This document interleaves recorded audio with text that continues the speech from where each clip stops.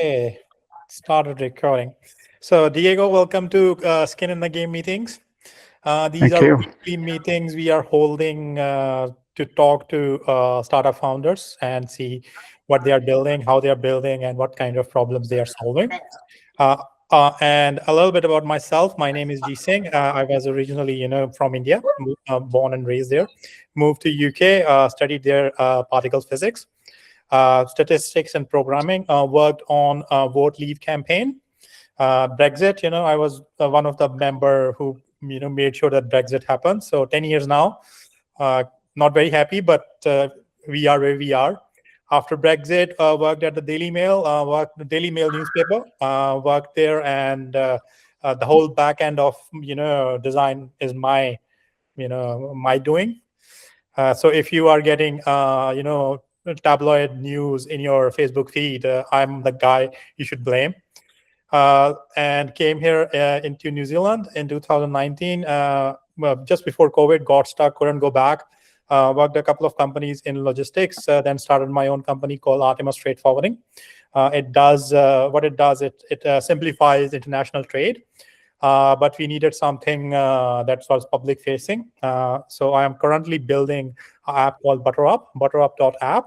What it does, it gives the people over here in New Zealand a complete view of where they can find cheaper groceries. The idea of ButterUp is give people more options where they can sell and buy and see where cheaper groceries are around their neighborhood. So that's about me a little bit. And I will give you the floor and tell us about yourself, what you're building, what kind of problems you're facing, and how can we help. So is that me now? That's you. The floor is yours. Take a lead. Tell us about yourself. What are you building? First of all, I like your jacket. Whatever you're wearing, it's Oh, very the poncho. technical. It's very cold here. I think we're 3 degrees at the moment, and the heater is not helping much. Yeah. Um. Okay, so I'm originally from Colombia. I came to New Zealand 7 years ago now. Yeah, so I'm a software developer. I've been working in several companies and several industries, but I'm primarily an iOS developer. And here in New Zealand, I was mostly in management, just managing software development teams, and that's primarily what I've been doing for the entirety of my career.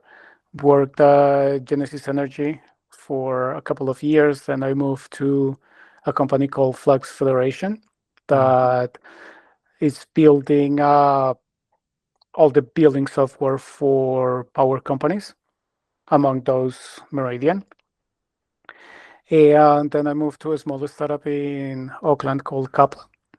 And it was a very small team, but what I wanted was to learn everything about distribution, user acquisition, um, what metrics you should care about, customer segmentation. So all that part that actually matters a lot to founders. And I'm now on my own. I have my own company called Enso Limited. And as part of Enso, I develop an app called Peak. And the whole idea of Peak is to bring customer right management to the hands of the average user. So at the moment, if you take a look, for example, Netflix, Disney, Paramount, they spend millions of dollars every single year trying to prevent people from making illegal copies of their content and distributing it. And even though the technology exists, people are not protected by the same technology. So if you happen to send a photo of yourself to someone else or your kids or whatever, you lose control of what happens to that photo, right? So other people can download it, they can modify it, use it AI, they can redistribute it, and all of that is completely out of your control.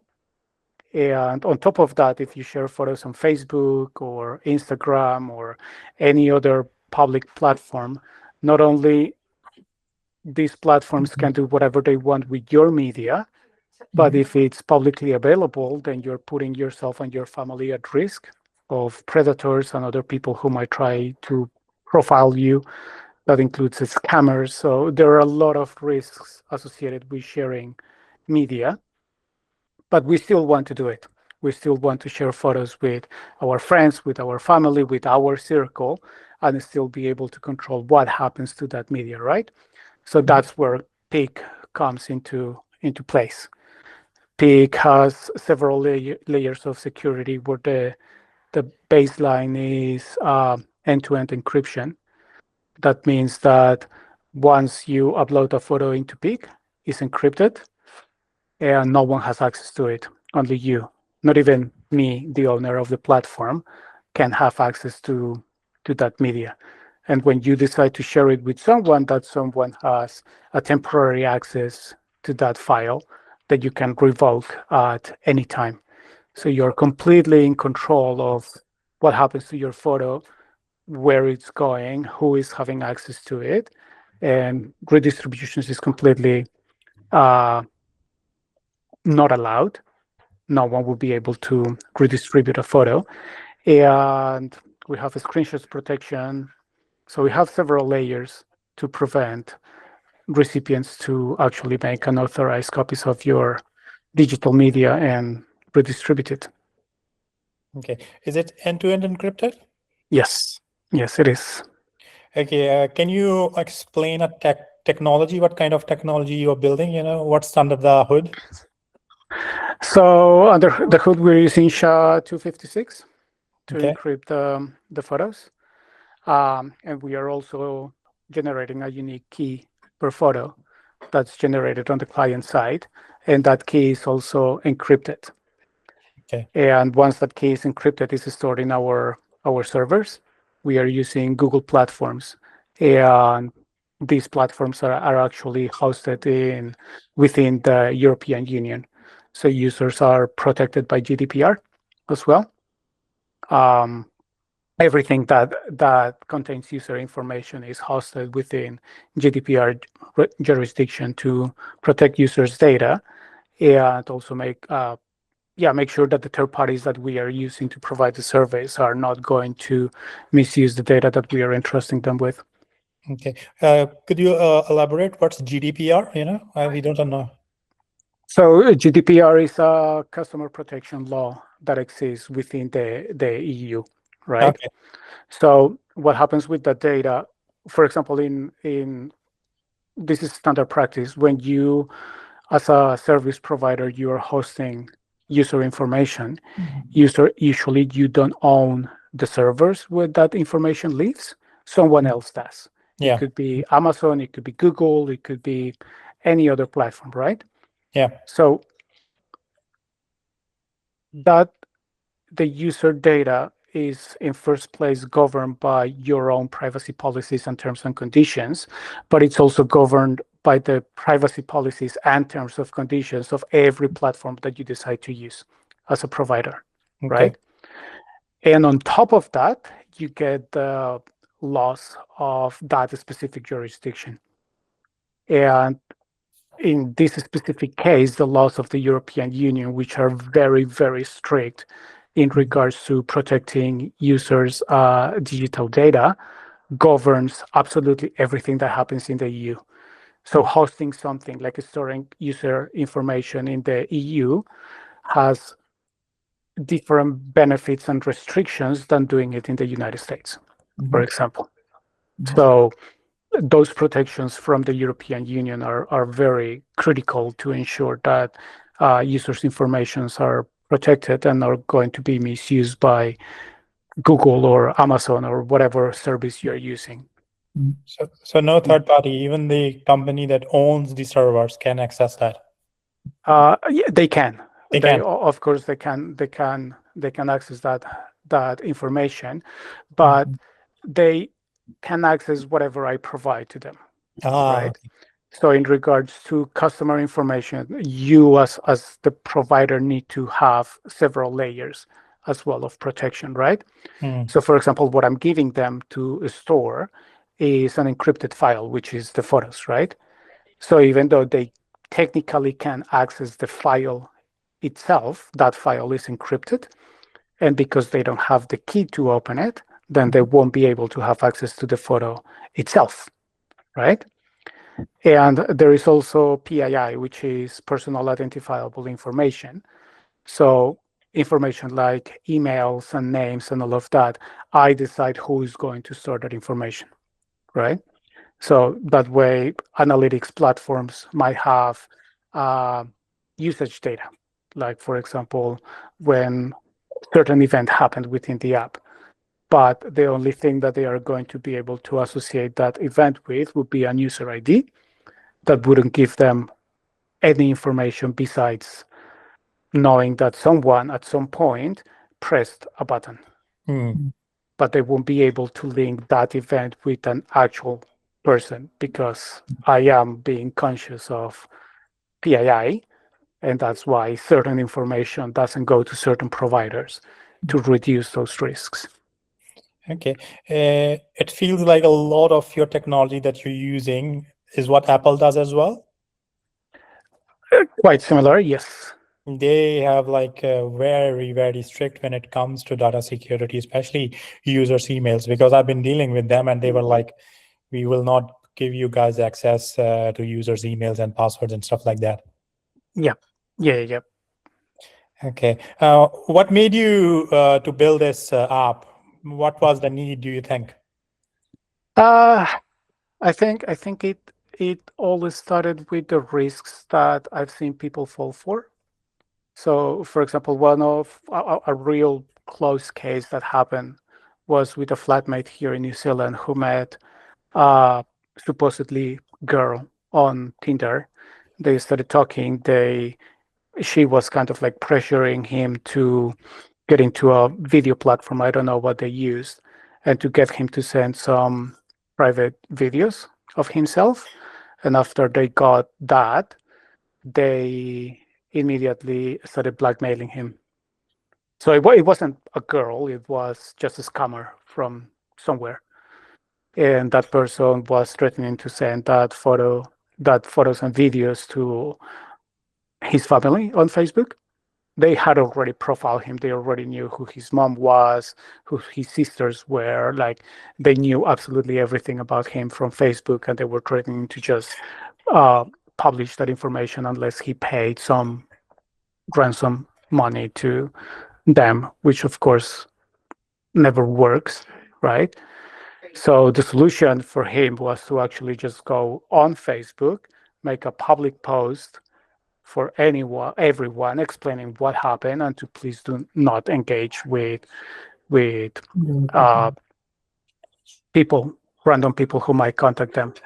And I've seen posts like that from him and two other people as well on Facebook with similar situations. Um, if you look online, there is a term called revenge porn. I don't know if you're familiar with it, which basically is some people are in a consensual relationship, committed relationship. They decide to take some photos or some videos, and for whatever reason, they decided to break up. And usually, the guy uses that material as revenge to just because why did she leave me now? I'm going to show everyone what we did together, kind of a thing, right?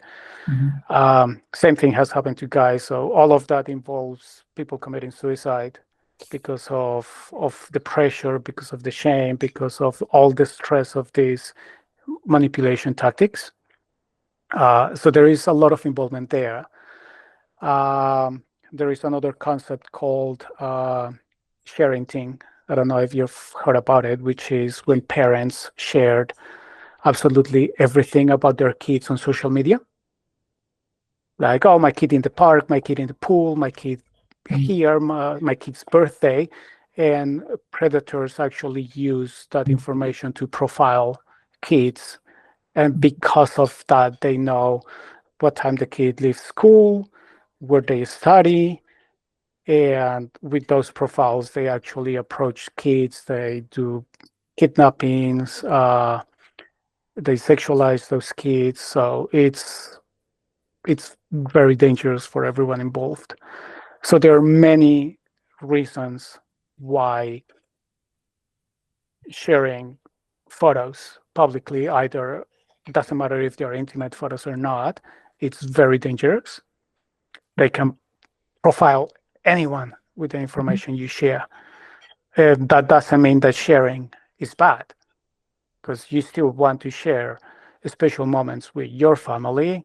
If your kid does something amazing, you want to share that with grandma, grandpa, all the aunties and uncles, right? Even with friends. But how do you do that without compromising the safety of the people in that video or photo, right? Yeah.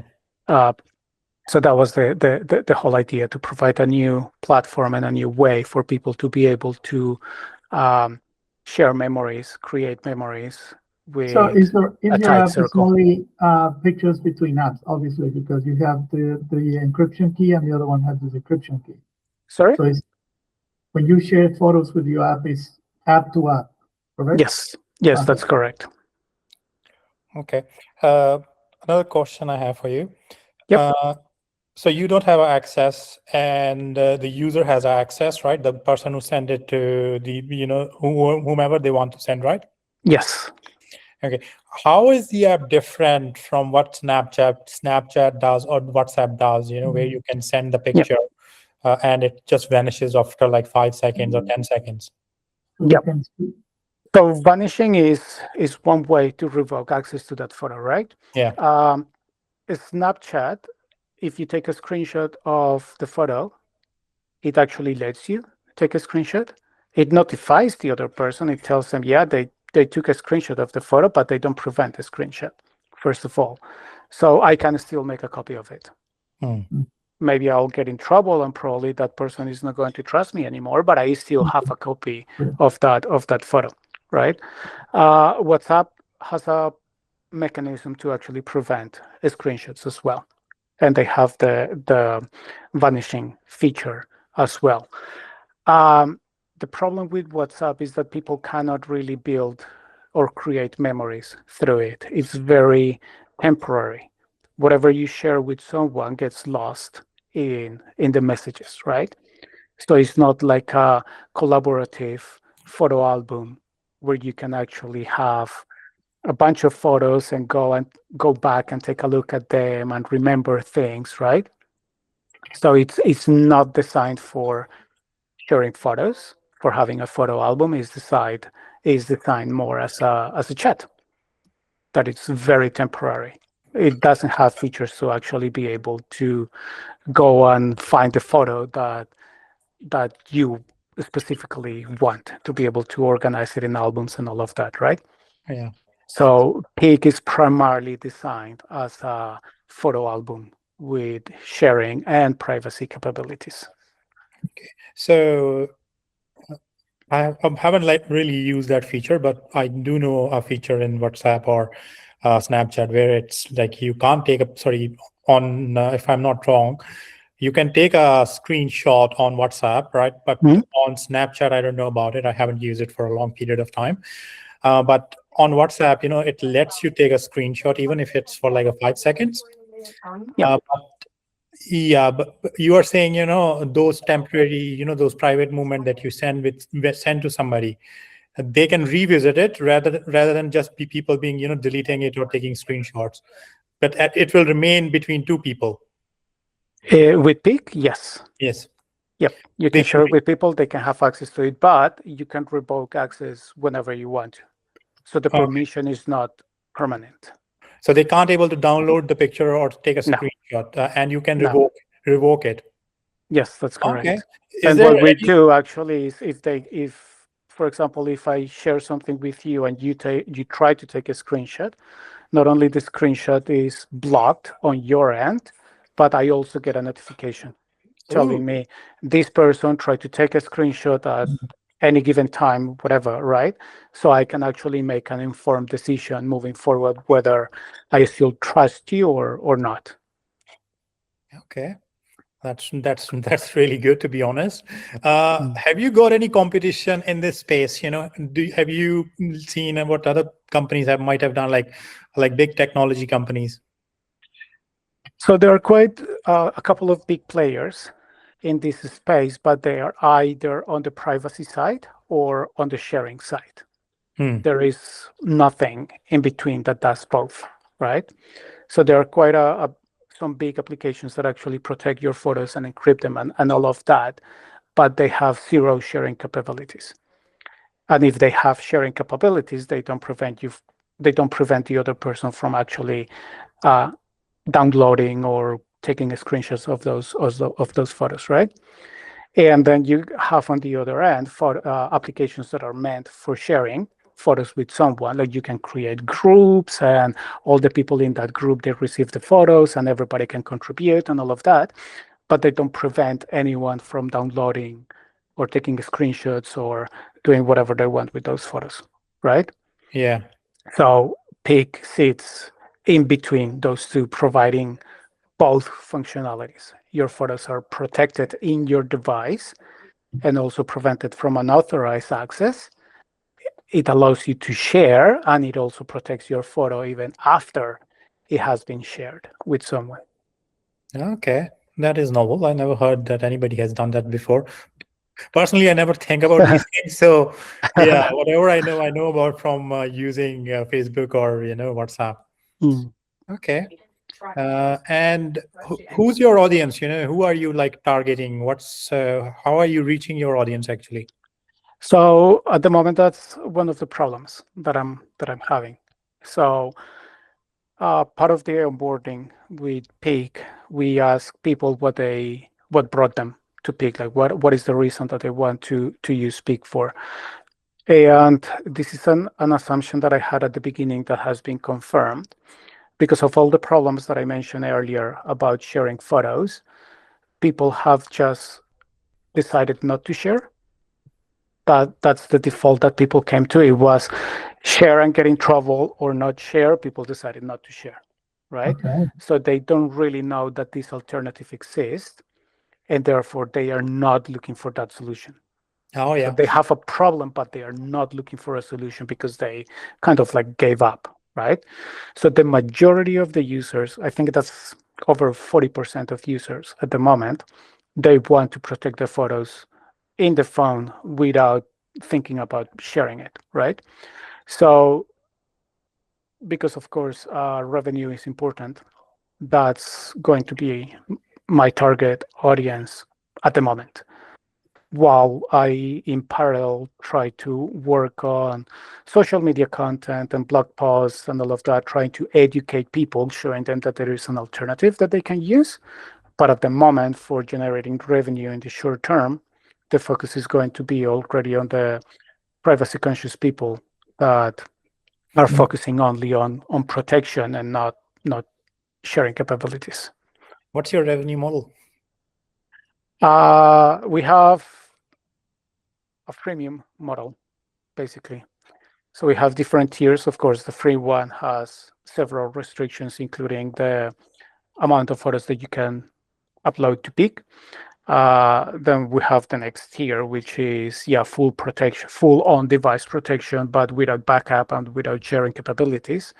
And then we have the subscription model, which is either 1 terabyte of cloud storage, and then the next tier is 10 terabytes of cloud storage. Mm.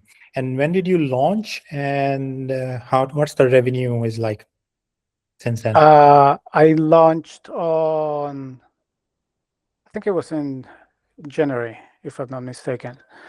I haven't invested a lot on user acquisition. So what I did was primarily market research, and I ran some campaigns with a free subscription to get users in the door and trying to understand how they were using the app and user behaviors and all of this. So with that one, we got around 2,000 users joining, but all of them had the free subscription. So at the moment, revenue is basically zero. Yeah. Good. And what's your expectation? How much revenue you think you will get by the end of this year? I haven't thought about the end of the year, but I'm hoping to reach 1,000 US dollars MRR by the end of the month. By the end Not of the end of the month. Sorry, no, that's for days. In 1 month. So that will be at the end of July. Okay. Yeah. And how much does it, costing you to build this? What's your burn rate? I haven't really thought about the monetary value because I built it myself. So the investment was more in time, and it took roughly 6 to 7 months part time to build it. Hmm. So Yes, it's okay. yeah, So if you're spending only on your time, what's your How, tech how are stack? you promoting it? Promoting it? sorry. How are you promoting it? I'm going to do it through Apple Search Ads. So I'm just going to publish ads directly on the App Store, which Okay. is like the easiest channel for this sort of apps. Okay. Sorry, what's your tech stack? I just want to ask a little bit of technical questions. Yeah, so on the front end at the moment it's only for iOS. So it's primarily Swift and Swift UI for the application. Technically, we don't have a backend per se. So what I have is Firebase for the database, which is being populated directly from the app. So there is nothing in between,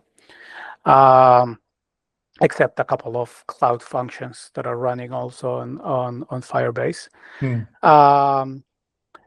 And besides that, I'm using a platform called Customer.io, and that platform allows you to build several customer flows, right? So it kind of like works as a backend because you can build your workflow there, similar to N8N. And it has logic. It can call some webhooks, which are the cloud functions in Firebase, and interact with all of that. I'm storing all the files on Google as well, on Google Cloud. Besides that, I'm using PostHub for analytics, Customer.io for the customer workflow, and also for as a CRM. And that's it. That's pretty much it. Okay. Not very complicated. That's very simple, to be Yeah. honest, and that is to be expected. Yeah. One last question, before then we will discuss about your distribution plan. We will Yeah. go into detail about that. The question I want to ask, you said you got 2,000 users, right? These are free of charge, people who are not paying you anything, right? We are around 3,000 at the moment. 3,000, right? And Yeah. what's your churn rate? How many of these people are like regular, like they are staying with the app, using it? Yeah, I have that information here. So at the moment,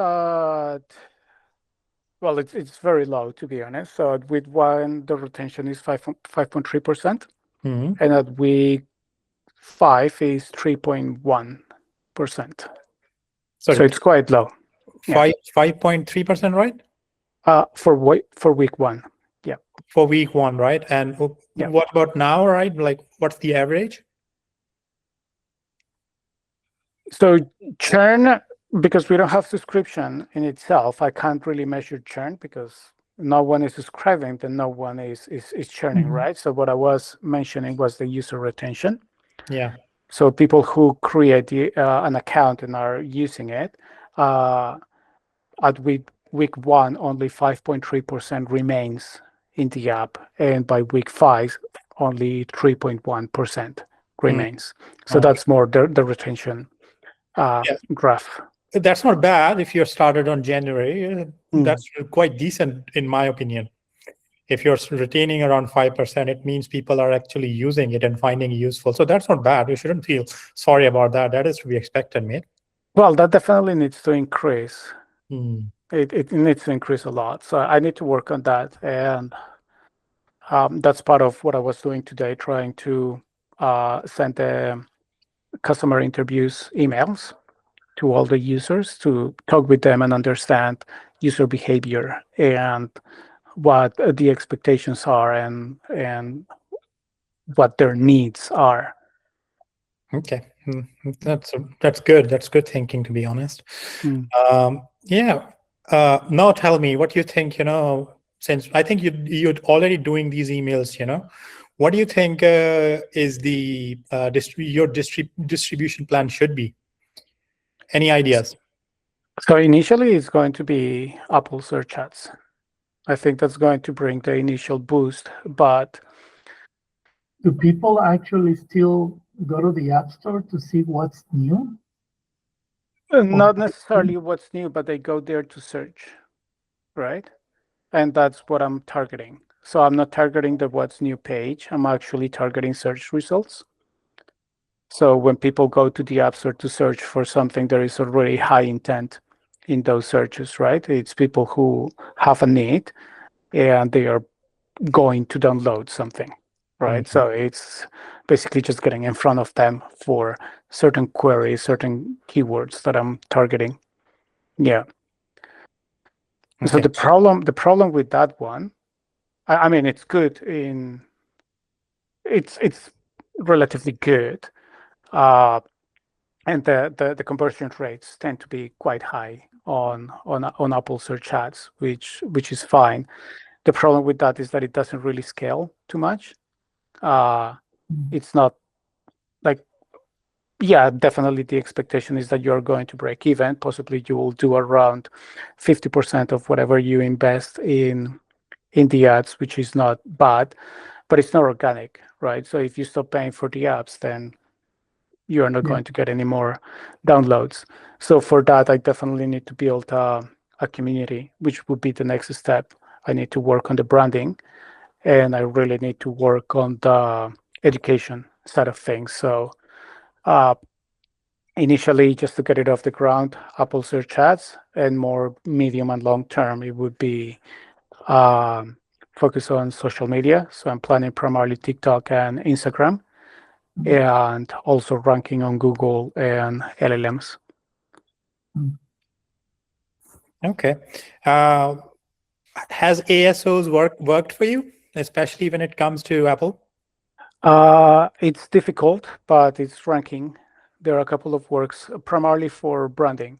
So How much? different keywords that are specifically with peak. We are already ranking number one. But of course, those are the keywords that people are going to use the least because they don't know the brand, right? Exactly. Yeah. Okay. I wonder how many people look for those tags like encrypted photos or private transfer or I Yeah. yeah, what are the tags and how many people will use those tags to search and find your app? Well, yeah, In the encryption side of things, like protecting photos, that's where the biggest players are. So there is definitely a lot of search in that area. I don't have exact numbers on how many people are looking for that, but I do know that are at the very least around 3 other applications that are making close to $1 million a month Yeah. okay. in that space. I think the biggest one is making like 1.2, then the one, and that's just in the United States, by the way. That's just in the US. The next one is making around 800K, and I think the next one around 500, 600K, and that's US dollars per month. So that's quite a massive revenue just for iOS. And then you get the apps that are more for sharing. They are a little bit lower. They're around 400K, 300K. So it's still big, but it's kind of like a different space. So I'm trying to bring them both together. Wonderful. Wonderful. Okay. Another question, not a question. Oh, it all depends on, what kind of creative you create for your app, because your app is very, very, social media oriented and safety oriented. Right? Who's your target customer? How do you view that target customer? Like that you want to reach them. They are careful about their, social media security. Who's Yeah. your target audience? Have you done any research on that? Yes, the answer is yes. And I do have the problem that I have at the moment is that I have several target audiences, right? And I'm still trying to consolidate on which one I'm going to focus first, at least for social media. I think what's going to be good is the virality aspect of social media, which means that I can develop certain features that I can make videos about on more having like a viral approach. And I think for that specific audience, it would be more couples, Yes, like couples. just making it funny, right? Like for example, one of the things that I have imagined is and doing it from both ends, right? Like the woman is the one using Peek and the guy is the one using Peek, right? So for example, like a friend sends one of them a photo of an actor or something like that, like, oh my God, you need to look at this super hot guy or super hot women or whatever. And then this person receives the photo, is going to take a look at it, and then the partner comes in. And then they block the phone or they put it down. And that's one of the features of Peek. So if the other person is going to take a look, like they can't because it's blocked, right? So kind of like play around with those sort of things, just dramatizing that aspect of relationships just to prove a point, right? Yeah. Yeah.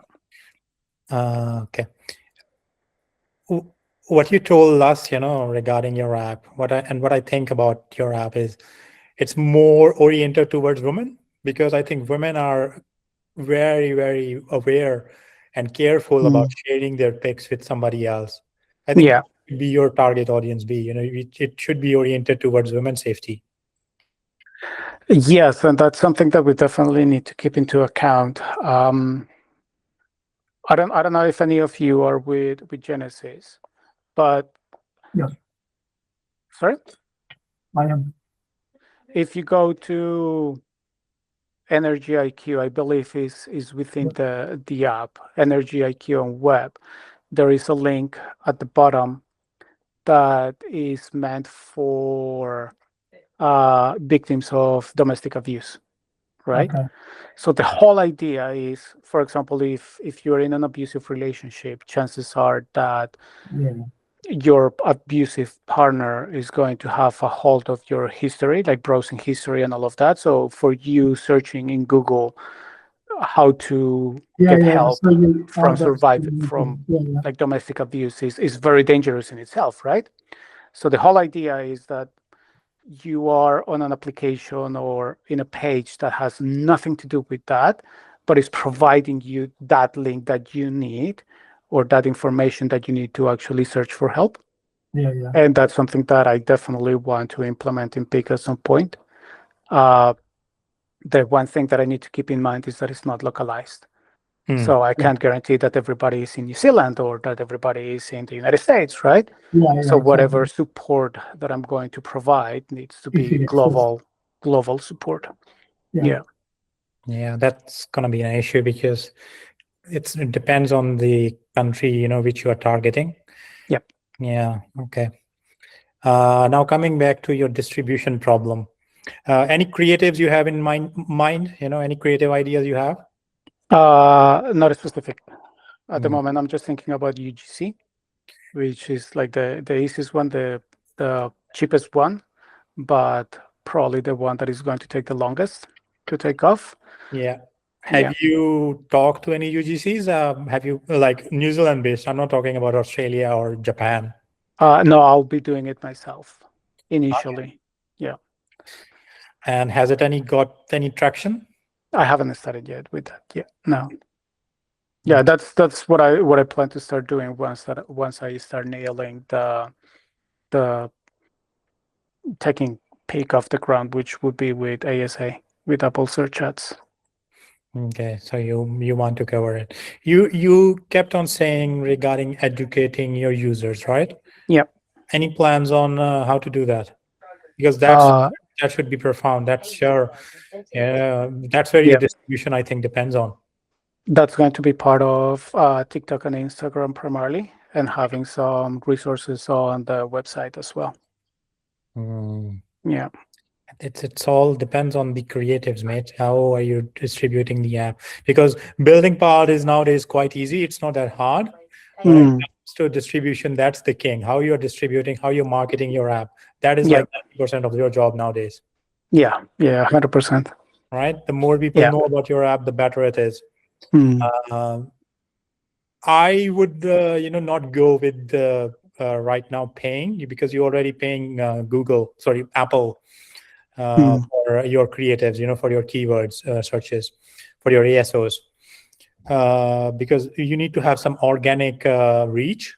That would be Yeah. my advice.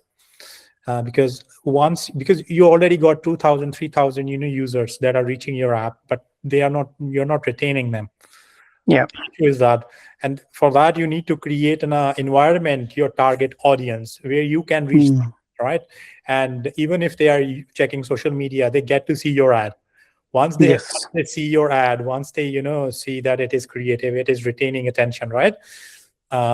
It's very it like you have to build a kind of environment in front of the user, right? Build a world for them where you exist in their world.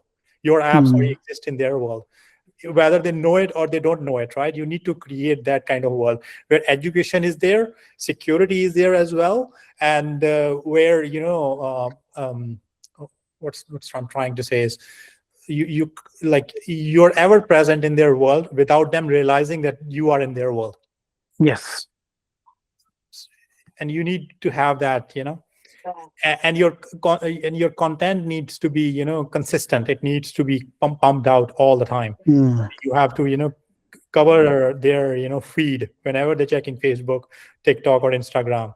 You need to be there somewhere to remind them to your app is there. Yeah, Yeah, that's that's going what to I be a think about full-time job. targeting.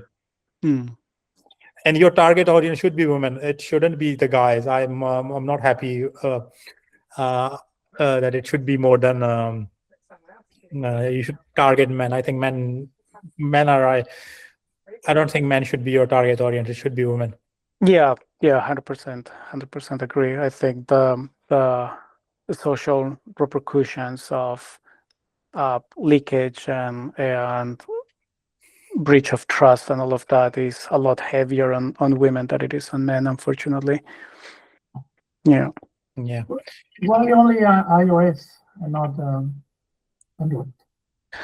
So there are a couple of reasons for that. One is I have a lot more experience with iOS development, so it was a lot easier for me to build for that platform. But also because it's widely known that revenue in iOS is a lot higher than in Android. And because of that, this is just following advice. Experts in the area usually advise just to focus on iOS when you're taking off and not in several platforms at the same time. Yeah, but the thing is, Android have more users, right?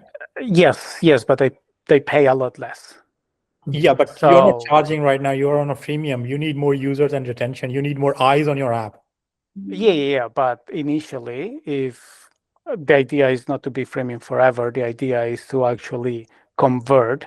So instead of trying to bring users into a platform that converts a lot less, it pays off a lot more initially to bring users to a platform where it's known for them to pay a lot more than what they do in Android. Okay. So I'm assuming you built the app, you didn't use Flutter. That's why. No. Okay. Yeah, it's entirely native. Yeah. He's iOS native. It's a good decision to be native because it's a less hackle. If you had used React Native, it's one problem after another. I can tell you that. That's not my experience. I built it on mine on React Native. I've done it on React Native for iOS and for Android as well. So it's a hell to deal with, to be honest. I can tell you that. So you've done the, you being native, you've done the hard part easier. So yeah, I'm not a fan of hybrid either. I haven't tried Flutter though, but yeah, in general, I'm not a fan of hybrid. Good. Okay.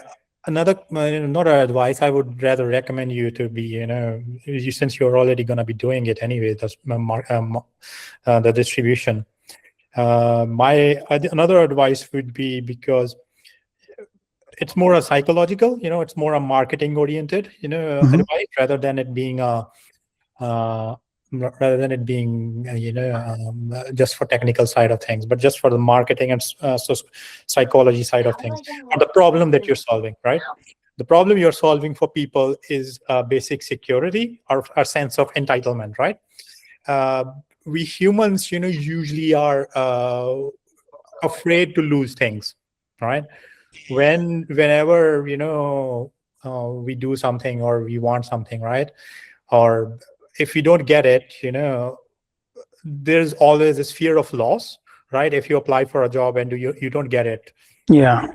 fear of loss that is always there, that people are hesitant to do something about it. You need to play with that fear of loss for people, because teach people somehow that if they don't use your app, their nudes or their naked videos, could be online anyways. So you need to target that, negative wiring of human psychology to reach maximum amount of people. Yeah. That's Yeah, where that you are makes actually sense. playing. That's where you are actually playing. You're not playing into, a couples area, because if you need more user and more retention, more security, people will do anything for security. Look at what Ukraine is doing in Russian war. They are fighting for their security to, have their freedom. Yeah. Sorry, I'm using the war metaphor, but I want to stay on your app. You need to focus It's a on really good idea. way on where I'm you reading are about making your people afraid. Not afraid in a sense that they don't want to use your product. Enough afraid that if they don't use your product, there is this loss of their identity, their security, because some days relationships sustain, some days they don't. Yeah. One day you are having a relationship with somebody, 2 years, 3 years, who might know, how your relationship is going to turn out. If it doesn't turn out well, you need to have that security that the things you have shared with that person, right, they stay with you and they are not exploited in the future. So that Yeah, would that be makes a my lot of advice sense. for creatives. That would how I would do it. I would go 100% on those negative emotions, because negative emotions is what train us to do something about the problem. Otherwise, we won't do anything about it at all. Yeah. You want users to use your app, be retained, and if they are not somehow felt that their hair is on fire, and if they don't use your app, there is no safety. And you need to build that environment around them. They need to build that environment on TikTok, on WhatsApp, on I think you're creative enough, you can come up with something. Now AI is there, but I wouldn't go with the AI, because people, in my experience, what I've coming to realize, people actually hate AI.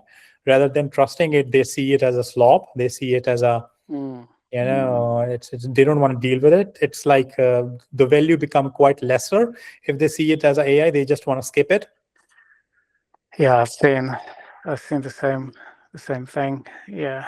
Yeah. So my advice would be to, rely on those negative triggers that people can, want to use your app. That's what social media is all about. You are retained through that. You are retained by being, showing you the most horrendous things on social media. That's how they retain you. Yeah. Yeah. Anything you want to add, Ivan? No, I'm just listening. See if I learn something. I have a question. So I'm looking at your website now. Yeah. And in the blog section, you have like an article. Who wrote that article saying that you are the best photo sharing app of 2026? I did. So you are okay. So I'm the best in the world. Yeah. So that's the format of that article is primarily targeting keywords for SEO ranking and also for ranking in LLMs. So when you see the comparison tables there, it's But actually that helps a lot for false LLMs. advertisement. I mean, isn't He's that beginning. I will leave it to him. He just wants the users to be there. Why are you probing him like you're interrogating him? But it's no, not. no. I mean, like that's fair. Yeah. The thing with false advertisement is that it can't be false because there is no single authority that defines what's best, right? So Okay. false for me would be saying like, oh, I don't know, like I have millions of users or join millions of users or something like that. I don't have those users. right? So that would be straight up lying. So what's best and what's not, it depends a lot on the context. So if you look at the context in the article, technically it's not lying because it's the best that covers certain features that other apps don't cover, right?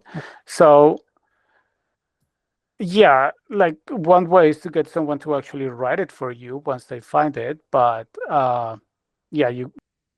Sorry, Ivan, you were saying I stopped you. No. That's fine. So Ivan, would you like to tell yourself? I think we're done with Diego. Diego, have you got any more questions? If you could, we could help you with. No, that's all very good. Thank you. Any questions for me or for Ivan? No, not at the moment. I think I got a lot from you guys. I just want to know a little bit more about you two. I don't know what you're working on at the moment and so on. Yeah, I'm developing an app called butterup.app. You can have a look on the internet. If I will talk, you can have a look. What it does, it's help you compare grocery prices over here in New Zealand. Be back in a second. Groceries are quite expensive, right? And the idea is to give the user more knowledge or assistance when it comes to groceries by using AI. And people can compare prices, check how the prices are gone up or down, which supermarket is expensive around their neighborhood or not. Yeah, it helps with that. Currently, I'm working on providing more sources to people where can compare more grocery products, especially if you are owner of a business and you want to open up a grocery shop over here, but you don't have access to suppliers. We can give you suppliers where you can import stuff, sell groceries over here around the neighborhood. That's the idea. Yeah, can you share a link to the? That's awesome. Thank you. How is it going? We got 400 users, subscriptions Okay. actually, in 400 to 300, 400. Last I checked, 400 to 380. We got subscription plan. People are using it. Yeah, the idea is to grow it to 1,000 paying subscribers. Yeah. By the end of August or September. I am currently running a quite tight campaign on social media to get more people and users, and it's all organic. I haven't paid a single cent for marketing yet. All this is getting done by me. And I used AI once and haven't done it again. But yeah, we'll be doing it more and more. Putting out more and more content, giving the people education and getting them that how they can save on their grocery shopping. That's the idea. Okay. It depends, if you have a grocery inside your head, you can ask the AI to build me a groceries, find me the cheaper groceries around me. What it does, it gets all that data that is available on the, I am currently staying, let's just say if I'm in Monaco, right? Yeah. I want to see supermarkets around me, like I can say Woolworth or New World, right? What kind of groceries they have, and I want to buy chicken breast. Which supermarket has the cheapest? Usually, we think Pack and Save usually have the cheapest cheapest food. Yeah. What happens is Woolworths, sometimes have these deals where they have like reduced the prices of the products that they have. They want to sell as soon as possible, and people usually, whenever they think Pack and Save cheaper grocery, go over there. They don't have that information that the latest deals are available at Woolworths, that they can save the prices rather than paying more. This is what the app does, gives you option to find cheaper groceries. Oh, nice. That's good. The idea is, yeah, we designed the algorithm. I got an LLM as well. Yeah. I got a 7 billion parameter model called Okava. This is based on Quen family of models from Alibaba. Yeah. We use its weights to work on New Zealand groceries, especially, and we have been training it on the data that has been publicly available on how the grocery prices are going up and down, up and down. So it predicts, when are they in the next cycle, grocery prices are going to be up or going to be go down. So it gives the user more insights into making their grocery purchases. Yeah. So if they use our app, they can reduce their grocery bill, around $1,200 per year. Okay. Well, that's good. That's That is good. good. And if you're spending if you're spending around $200, $150, right, per week for groceries, Yeah. and if by the year you are saving around $1,200, that's quite a saving. Yeah, it is. It is. That's Yes, good. that's the Wow. sell. And nothing, I don't think there is anything like it. And more we sell it to people, more it is good. Plus, it got additional features where you don't need to. You like when you talk with the AI, you are just putting prompt inside. Yeah. With it, you can't just like if you don't want to put a prompt into the LLM, you can talk with the AI as well. Yeah. There are like these distinct agents inside the app, with whom you can talk. They've got their own personalities, their own lives. They can find you cheaper groceries. Some, if they are really poshy people, right, they would recommend going to a better place. They got like these personalities, and yeah, it's quite interactive. That's how I Yeah. like it, and that's how I do my shopping.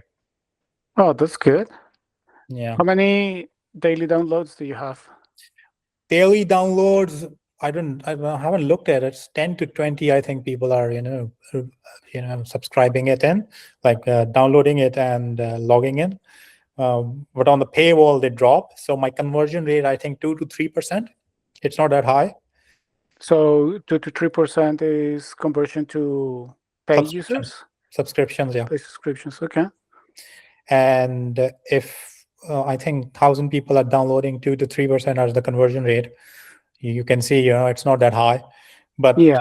that's the people who want to pay for it. Okay. My paywall. Okay. So Ivan, would you like to discuss your app? I think enough of me. Yeah, sure. I'll send you the link. So this is the app that I'm working on.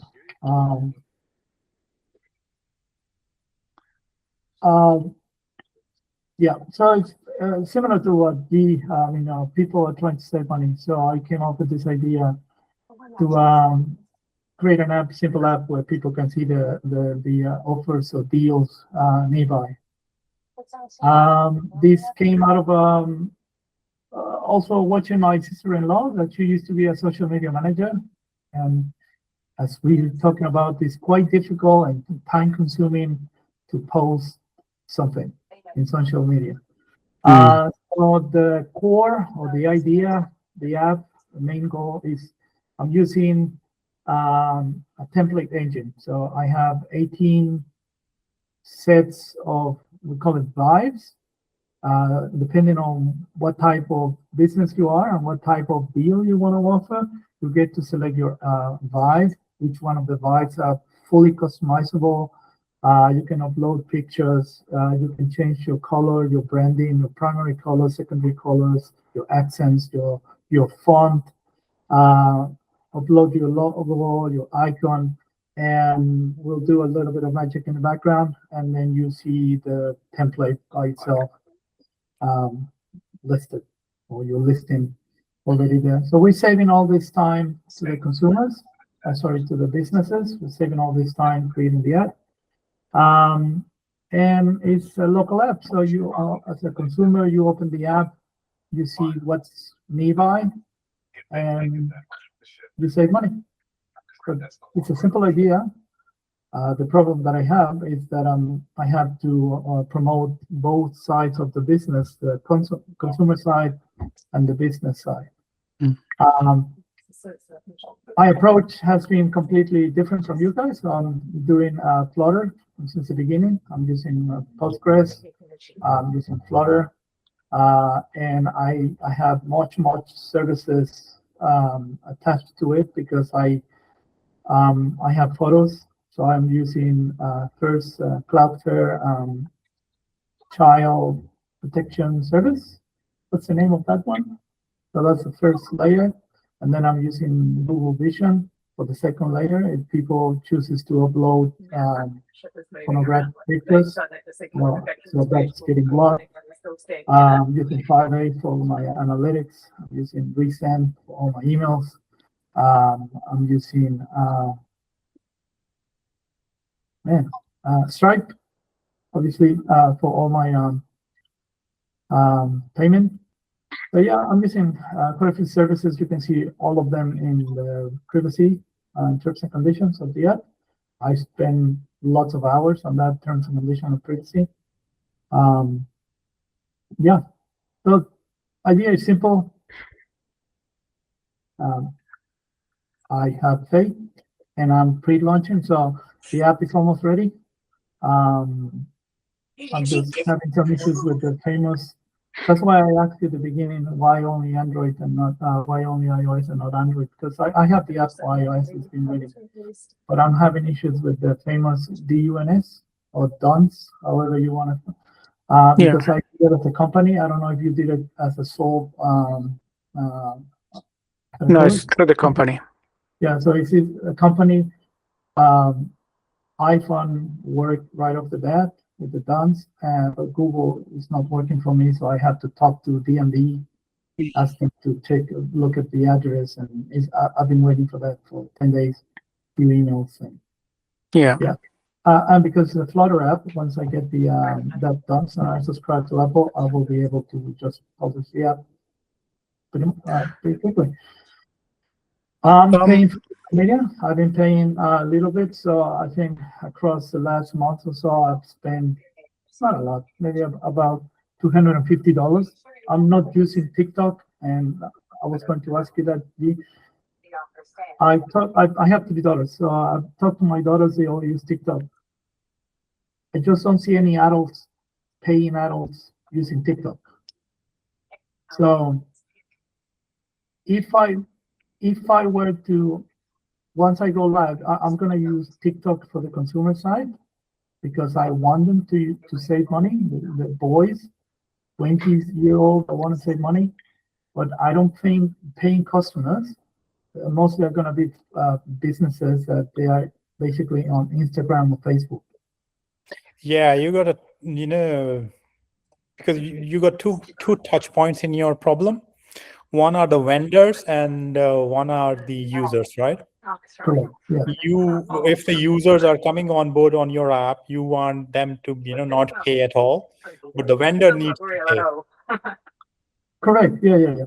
So I return the question to you. I see some of your videos in TikTok that have 58,000 views, but how many paying customers do you think they use TikTok as opposed to Facebook or Instagram? Why only TikTok? TikTok doesn't. TikTok algorithm, doesn't punishes you. If one of the video doesn't go well, right? It doesn't matter. The next one will do. On Facebook or Instagram, they punish you if your video doesn't go well. Their algorithm, doesn't work with you well. So TikTok is quite organic, and through TikTok, you can create a funnel where tracking the, how are the users seeing the video, to getting onto your app, downloading it, at what page they are stopping. So it gives you the data as well. So TikTok is very good when it comes to creating that funnel. Okay. Have you created Diego, have you created a tracker in your app? What do you mean tracker? Event tracking? Yes, PostHawk. He's using PostHawk. No, you're not doing any TikTok. TikTok event management. No, you haven't created a funnel. Yeah. Okay. So that would be my advice, Ivan. You need to create a funnel, on TikTok to see how are you reaching up to your customers. I haven't used TikTok. In fact, that was my next step was to use Reddit, specific communities like Christchurch, Personal Finance New Zealand, because I'm only studying Christchurch locally, and then because I don't want my feed to be thin out. I want to be dense, so I'm studying locally. So I have 3 communities that I'm planning on using Reddit for. But TikTok, man, I don't like social media. I don't use social media. I don't know how to make TikTok. I have to do it. Yeah, absolutely. So I started easy, just putting some bits and pieces here in Meta. I will move to TikTok and Reddit. That's something I can do because I already created the ads, which, by the way, I'm using um, protocol Daydream. Uh, Daydream is basically a video editing platforms for AI. So I literally just connect my Claude to my repos, and I say just go to my repos, take a look at my screenshots that were taken, take a look at my company profile, take a look at my color rules. Pretty sure you have color rules, typos, colors, when to use it, and blah blah blah. Some rules. I provide the prompt, the quick one, and then it actually creates a really good video. Yeah, We use. yeah, that's good, mate. But I'm a little bit skeptical about creating AI videos for TikTok. The It's just issue is, it's not a video of a person, so it's if you look at the again, it's difficult because I need to show you, but it's just some reels, letters, fancy, difficult to explain. yeah, the thing with whatever you're doing with AI, people crave authenticity. People want to be authentic, and they want to see things that are content, or things, or the post or the content they are seeing is quite authentic, that is resonating with them. So I'm not totally against using AI. I'm just a little bit skeptical of using AI in everything. I mean, that's absolutely when you see,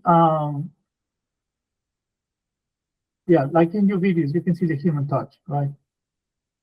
Yeah, I see what See, you're saying. on TikTok, you can see the hooks that I'm creating, right? It wants you want to scroll. You don't want to move past them. The only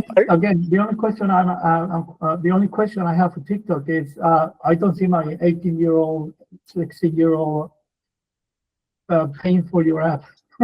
So you definitely My target audience is not ages. 16 or 18-year-old. They don't have money at all. Exactly. You So I have, don't but see you any have, of my friends using TikTok. I don't. but you have all ages in TikTok. It depends on what you're doing. There is people like old people, middle-aged people, young people. Are Your there? your kids are only seeing young people because that's what they are drawn to. But I'm on TikTok as a user as well, and I see a bunch of things that I'm interested in, and from personal development to football, uh, politics. You can find almost anything on TikTok, so it's not just for younger audiences. No, I But didn't know.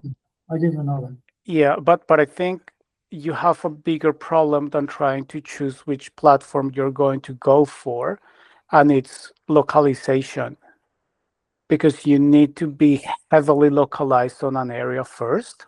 Yeah.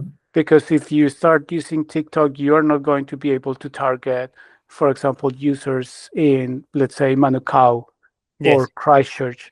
And then you're going to have a problem because if you start getting people, for example, I'm in Dunedin, right? And if I start seeing your ads and I download your app and I go to check and there are no businesses there in your app, I'm not going to use it again, right? Yeah. So it doesn't matter if you're getting 2,000 downloads if all those downloads are distributed across the entire So are you country. saying that TikTok cannot be regionalized? It's No, global? in Okay. general, I don't think so. The problem is the only one that could be like specific to a location, like very small location, is either Facebook ads, which would be Yes. Instagram ads as well, Yeah. or SEO. Yeah. And I think that's probably where you want to start, like even if it's just a neighborhood or Yeah. not even a city, because if you're talking about being heavily localized like around your block, then you're really going to have to start just in that area. And I don't think that social media or ads or anything like that is going to help you. There is a Yeah. Yeah. there is a startup in Colombia called Rappi, which ended up being a unicorn, which is basically like Uber Eats, right? So you go to the application and they order from a given restaurant, and the restaurant, there is a person who's going to pick up your product and deliver it to you, right? Yeah.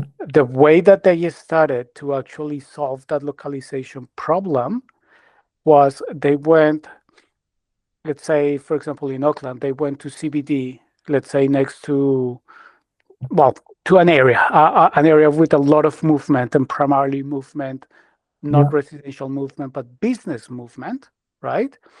They went there and they started giving free donuts to the people who actually downloaded the app.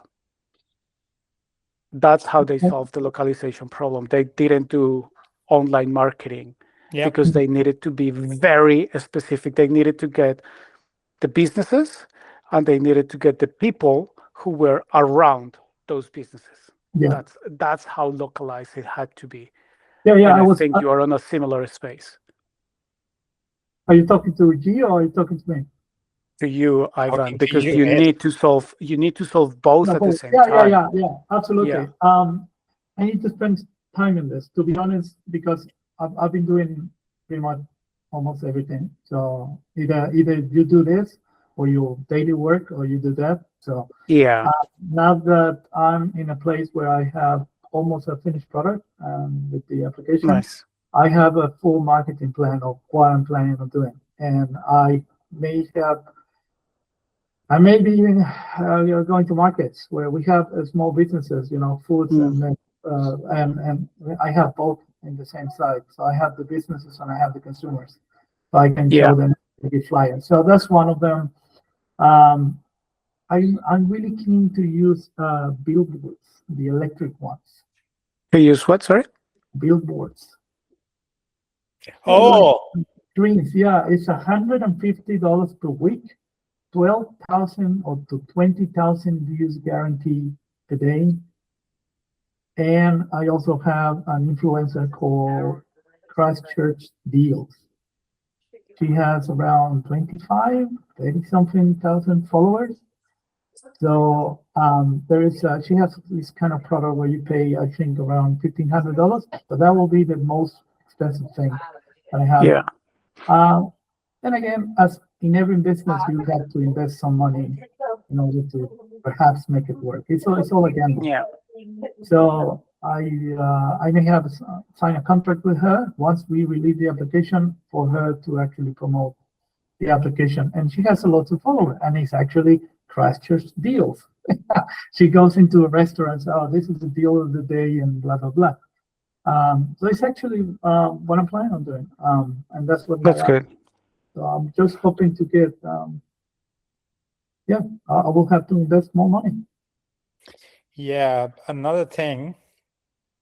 I'm gonna turn off my for a second. No, that's okay.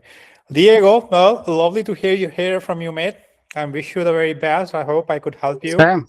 Yeah. And I hope you keep on watching my channel, and I will start following you on TikTok as well. If you got a TikTok, just send me the link. I'll have a look. And, Nice. Thank you. yeah, wish you the very best, mate. If you need any technical support, any marketing thing, any ideas, I'm open to anything I could help you with. And my doors are always open. And it was lovely to speak with you. And I wish you the Likewise. great success for your support. And thank you so much for joining Skin in the Game meetings. And it's always fun when new people join in and discuss what they're building. And especially since you are from Colombia, I'm a huge fan of Mr. Rodriguez in your football team.